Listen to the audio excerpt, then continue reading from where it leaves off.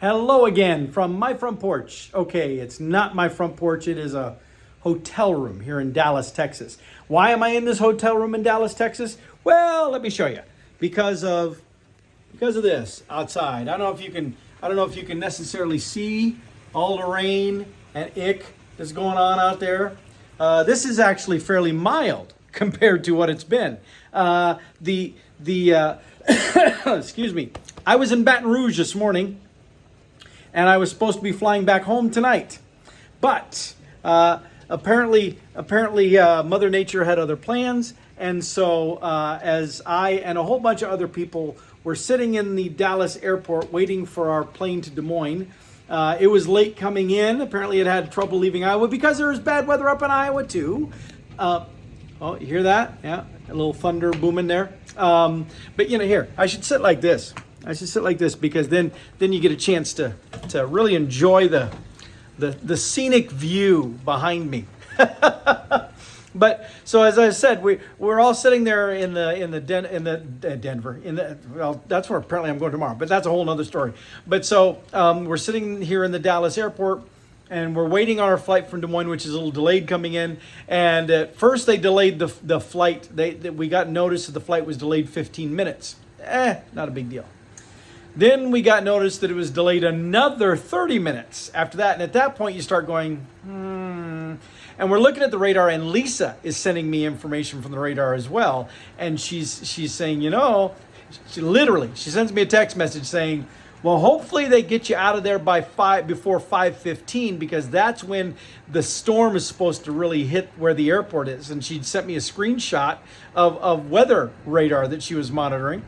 And the second delayed flight, the delayed half an hour, that was delayed so that we were now taking off at 5:15.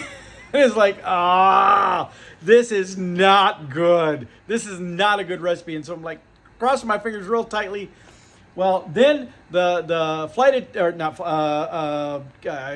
counter lady, gate check person, whatever, she comes on and she says, all right, everybody, the plane has landed. It's coming to the gate. We're going to try to get everybody off as quick as we can, and then we'll be trying to get you on as quick as we can so we can try to hurry up and get you out of here. And she does this, nice little announcement that makes it very clear that they understand that, look at that. Isn't that nice? That they understand that there's all this pressure to get us going, and they want to try to get us out. No sooner does she end her little speech and turn off her microphone than I get a text message on my phone saying, because of weather, the flight is canceled. She literally just gets done telling us all this about how we're going to move quick and get to the plane, and they cancel the flight. Apparently they notified us before they told her. So anyway, and this isn't even the worst. Literally, when it first hit, 5-10 minutes after the flight's canceled and they announce it, everybody gets up and goes running for the customer service counter trying to figure out what they're going to do.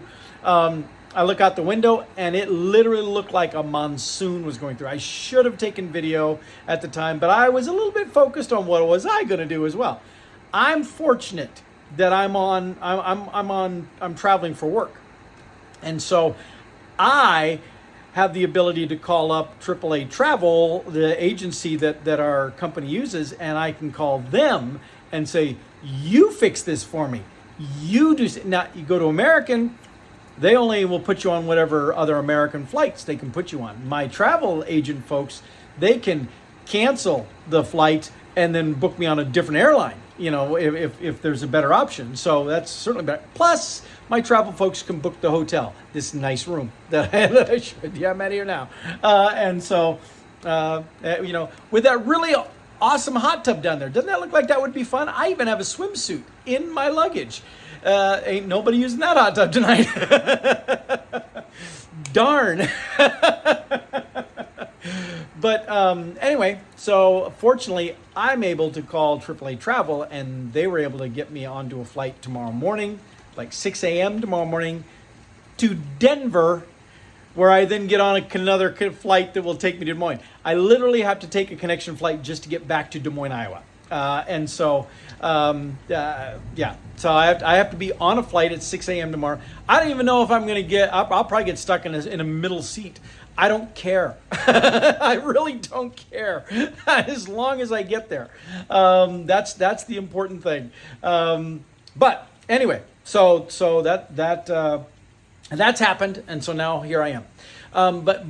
But if I could complain, one little complaint, one little grievance that I have, this whole, I have done more of these since COVID than I did in all my travel, all my years of traveling pre-COVID combined. It's the weirdest thing. I don't know if it's because there are fewer flights. I don't know if maybe there's more flights. I don't know if it's fewer staff. I don't know really what the issue is. What I can tell you, one thing I have figured out though, and it's not going to change, is that a big part of this is because of these hubs. I mean, tomorrow I have to fly to Denver to get back to Des Moines. There are flights out of here that go to Des Moines. Now, granted, they're all packed. They wanted to put me on one tomorrow. Let me just say, I would give credit to American Airlines for this. They did immediately give me options of other flights I could choose from, but the first available one that I could choose from wasn't even going to leave here until like 9:30 tomorrow night.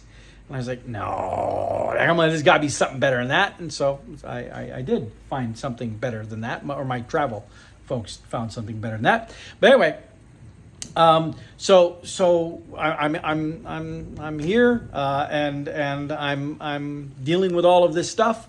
American Airlines, they don't really have a lot of control over the weather, but they do have control over the fact that they route all of these planes through hubs. And, Denver, Chicago, here, there are Charlotte, Atlanta, there are all these other hubs around the country. And the problem with that, now I know why the airlines do it, because they work on quantity. They want to pack the plane.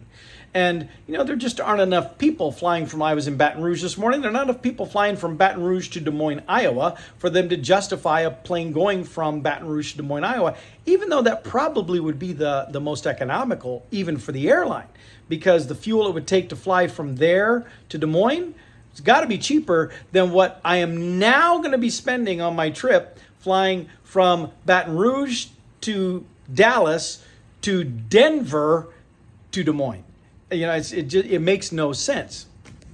But I've changed airlines too. So American. But I'm sure American's going to take a hit on some other stuff where they're shuffling some people around too, because people will have paid for tickets that American has to honor what they paid for, even if America winds up putting them on flights like I'm going to be on tomorrow, where there's an added leg in that flight, which is higher fuel expense. But they will have filled the seats on the existing flights.